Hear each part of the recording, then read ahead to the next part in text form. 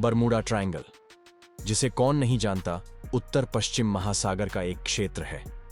सन 1918 में नौसेना का मालवाहक जहाज यूएस साइक्लोप्स बरमूडा ट्रायंगल में डूब गया।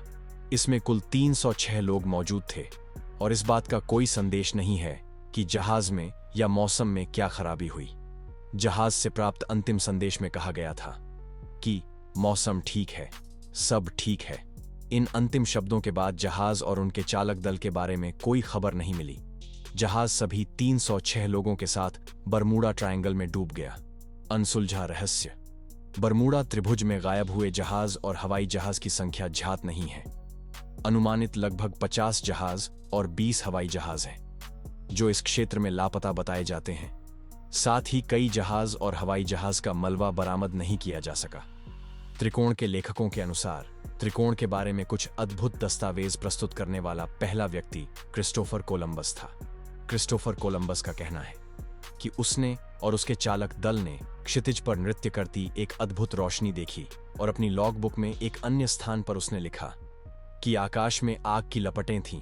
अपनी लॉग बुक में ही उसने एक जगह कंपास की बेतुकी यानी गलत दिशा दर्शाने के बारे में भी लिखा। जहाजों और हवाई जहाज के गायब होने के पीछे वैज्ञानिकों द्वारा 2 तर्क दिए जाते हैं। इस ट्रायंगल के ऊपर खतरनाक हवाएं चलती हैं और इसकी रफ्तार 170 मील प्रति घंटा रहती है। जब कोई जहाज इस हवा की चपेट में आता है तो वह अपना संतुलन को बैठता है और इन्हीं कारणों से उसका एक्सीडेंट हो जाता है। दूसरी व्याख्या यह है कि बरमूडा ट्रायंगल के क्षेत्र में समुद्र के आसपास कई पहाड़ हैं। जब हवाएं इन पहाड़ों से टकराती हैं तो उनमें कई हलचल होती है, जिसकी वजह से यहाँ पर बवंडर बनता है। यहाँ बहुत तेज आंधियां चलने लगते हैं और कई बार तो इन हवाओं की रफ्तार इतनी तेज होती है कि यह हवाएं एक मजबूत हवाई जहाज को भी तोड़ मरोड़ सकती हैं।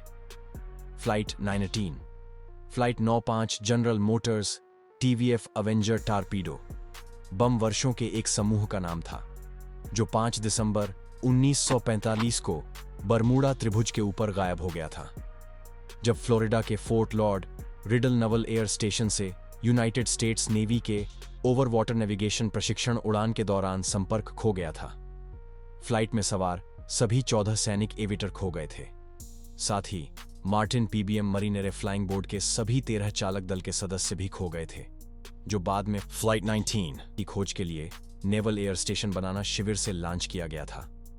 नौसेना जांचकर्ता की एक रिपोर्ट ने निष्कर्ष निकला कि फ्लाइट लीडर लेफ्टिनेंट चार्ल्स सी टेलर ने अपनी कंपास के काम करना बंद कर देने के बाद छोटे द्वीपों को फ्लोरिडा क्रीज समझ लिया, जिसके परिणाम स्वरूप फ्लाइट खुले समुद्र में चली गई।